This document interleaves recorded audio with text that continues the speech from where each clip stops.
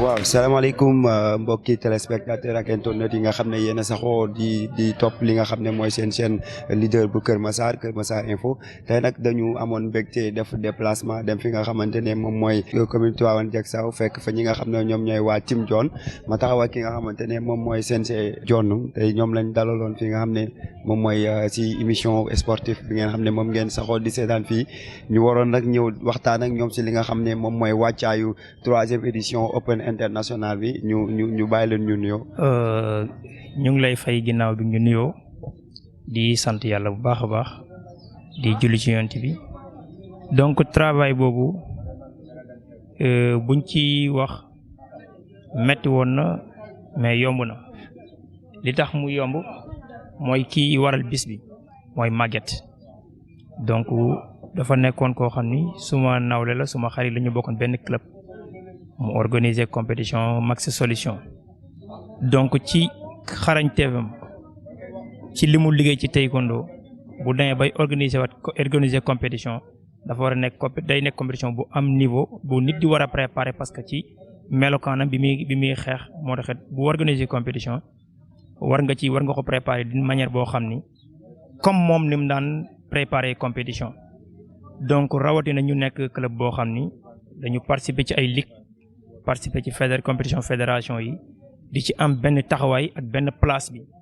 bu ñu déggee Open international am na Max di ko mu nekk Max Solution donc taxawaay biñ ci amoon mooy taxawaayu première place mais yàlla moom mooy def mooy joxe comme dañuy wax ndam ñuy jël 2 ans yëpp ñuy jël deuxième club du Sénégal donc de pas démérité mais club bi koy jël premier daf ko mérité parce que loo jël benn yoon jël ko ñaari yoon loolu mérite la donc ñu koy jël 2 fois di ñaan yàlla 3e édition bii ñu koy préparer waat d'une manière boo xam ni bëgg nañu bi yoon ñi doon jël premier ñu topp ci ginnaaw. su ma la déggee donc 3e édition Open international bi seen objectif mooy remporter la première place donc du luy yomb waaye ñu bëgg rek nga wax ñu itam nan ngeen di waajalee compétition boobu. c'est vrai que du yomb. ak li traversé Sénégal lépp ci àdduna bi yëpp laay wax du yomb parce que nit ki su jëlee pay jëlaat pay bu ñëwee 3e édition dina am lu koy xaar lu rëy donc liggéey boobu nag pour jël pay mën a raw pay bi 2 fois pour nga raw ko 3e fois dina métti trop mais liggéey bi moom ñu ngi ci bu baax a baax bi ñu jugee ne ci 2e édition bi la ñu ne suñu objectif léegi nekkatul 2e. parce que jël nañu 2e donc turu 2e bi moom dañ koy dégg rek léegi mais objectif bi mooy jël premier te buñ ko jëlee it liñ ciy bëgg mooy taxaw ci comme noonu lañ ci taxawee woon jël pay jëlaat pay. moo tax liggéey bi moom mu ngi metti na lool. su ma jàppee donc vous avez un défi à relever. bien sûr ñu ngi ci bu baax a baax te am nañu yaakaar ni yàlla dinañu ko may. ñu dégg coach wax ko sànq maître wax ko ne boo xoolee ñi nga xam ne ñooy athlètes Sénégal yi si bari dañuy génn jéggaani dem bitim yeneen dëkk yi nga xam ne ñooy dëkku sous région yi pour mën fa ut ay points donc est-ce que loolu aussi nekkul handicap boo xamante ne day handicaper les acteurs sénégalais pour mën a dem extérieur wala si biti di wut ay points pour mën a qualifier si yeneen dëkk yi. effectivement loolu lu am la donc ñuy saluer de passage suñu combattants yi génn dem fi ñu jëm noonu yàlla na fa yàlla may ay ndam donc parce que seen i ndam mooy suñu ndam équipe nationale bu avancé club day avancé parce que boo léegi ñoon équipe nationale club yee tax mais képp ku dem ba nekk équipe nationale looy ñaan mooy mu dox donc club yi nag bu doxee équipe nationale dox mais équipe nationale bu doxee it club yi day dox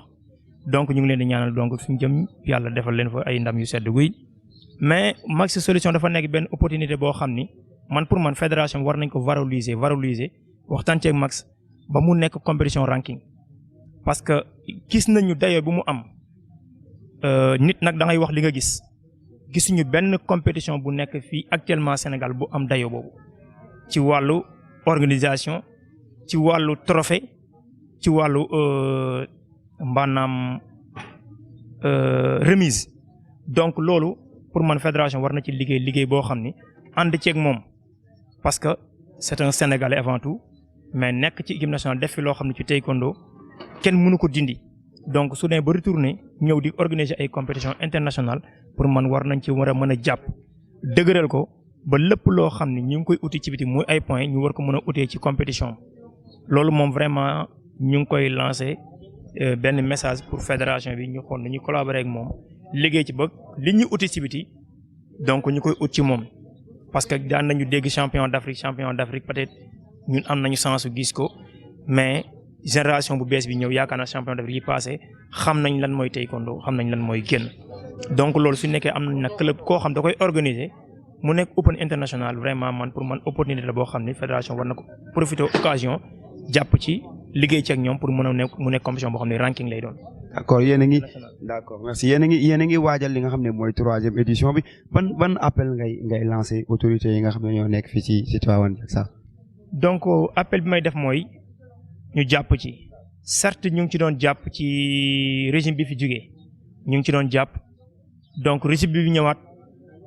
ki ko jiite suma papa la suma xarit la parce que xamee nañu lu jiitu ci politique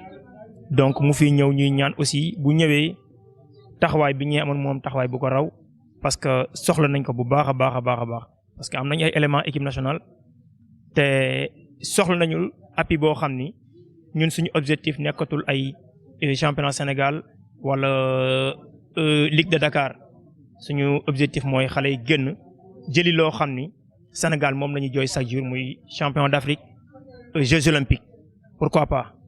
donc ñu ngi ci lancé boobu di ci liggéey bu baax a baax ñu ngi tàllal loxoy autorité yëpp ñu mën cee jàpp pour objectif boobu ñu mën ko atteindre. ñu gis ne participer ngeen 2 fois ngeen jël 2e 2 fois donc niveau est-ce que am na open bi niveau te bu mu indi ak benn niveau bu mu indil sa combattant yi. si am na niveau bu mu indi niveau bi mooy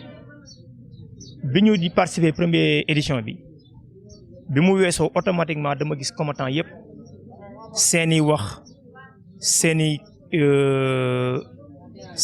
seeni liggéey dañ la naan li ñuy di suñu xel ci lu mu nekk mooy Maxi Solution parce que compétition boo xam ni vraiment ndaanaan yëpp dañ ciy yéeg donc dañ koy bëgg di ko préparer d'une manière boo xam ni suñ ci yéegee ñëpp dañuy xam ni ñun ñëw nañ ak force donc loolu kon avancement la donc loo xam da nga ciy yéeg di séntu préparer yéegaat ci déwén la nga amoon nga am lu ko ëpp donc loolu pour man yokkute niveau la donc lim ñu indil moom mooy vraiment yokkute bu mag a mag ci wàllu travail surtout biñ ko lancé bu njëkk bële xale yi liggéey nañ liggéey boo xam ni man dama mujj sax di leen yërëm donc malheureusement yàlla mi teewul dara teewul ñëw indi ay ndogalam mais bi ñu lancé waatee bii donc nelawuñu tooguñu guddeeg bëccëg ñu ngi ci di liggéey vraiment loolu moom wax daal dafa yokk niveau bu baax a baax compétition bi. waaw donc waaw donc di ci jiital madame la maire bi fi jóge woon parce que daan na ci jàpp bu baax ku mel ni grand Abdourahmane Sall ñu koy wax Mbuus Bas ñu ngi ci nuyu itam Bas bu baax a baax ku mel ni Gida Saw grand Gida Saw donc mu ngi ci doon jàppit bu baax a baax mais mention spéciale muy Touba Fall mi ne ci mairie bi kooku moom dañ koy beral loxo bu baax a baax bu weesoo lu ñoom ñooñu nag président club bi muy Pam Ndiaye ki nga xam ne moom mooy ñëw tenue yi moom mooy président club bi moom dañuy ñaan rek yàlla objectif bi li yéenam ci club bi yàlla mottali ko parce que ni mu ciy jàppee ñun sax parfois man mii damay am quartier sax parfois di ko gis ci bépp fànn boo xam ne rek nit mu ngi koy def pour nit am ndam mu ngi koy def ci ñun donc ñu ngi ko ci sant bu baax a baax di ko waxaat encore une fois ñu ngi préparer Maxi Solution encore une fois li ma ko doon wax laa koy waxaat mooy ñu ngi sàkkuwaat toogaat ci tag suuf tànkam di sàkkuwaat ñaan ci moom di gërëm tamit aussi Babacar Jong bi parce que li mu def dafa yombul donc nekk ak sa nawle nga yor club mu yor club ngay xeex benn drapeau mu am drapeau bu muy xeex mu jël ko jëlaat ko fas yéene demaat ci jongante boobu mu nangu jug bàyyi léppam ñëw sa club gunge la ci benn lancement vraiment loolu moom man daf ma marqué trop ñu wax ni toujours rek li mooy taekwondo sport bu defarul du yàq donc vraiment ñu ngi ko ci sant di ko ci gërëm bu baax a baax di ko ñaanal élèves mi fu mu bëgg ñu egg fa yàlla na fa yàlla àggale di ko ñaanal bonne continuation aussi it di ko ñaanal aussi compétition bi lam ci amoon yàlla na ci am lu ko raw di ñaanit cette fois-ci rek mu may ñu jël paie mu jël deux. D'accord, merci beaucoup. Donc comme ni ñoo ko déggandoo seen objectif mooy gunge xale yi ba nga xamante ne tey fi ñuy dégg athlètes yi nga xam ne ñoo nekk Europe athlètes yu mag yi dem ay Jeux olympiques dem ay championnats nationaux ñu dégg fa xale yi nga xamante ne tey ñoom lañ ñëwoon seeti fi nga xam ne moom mooy Team John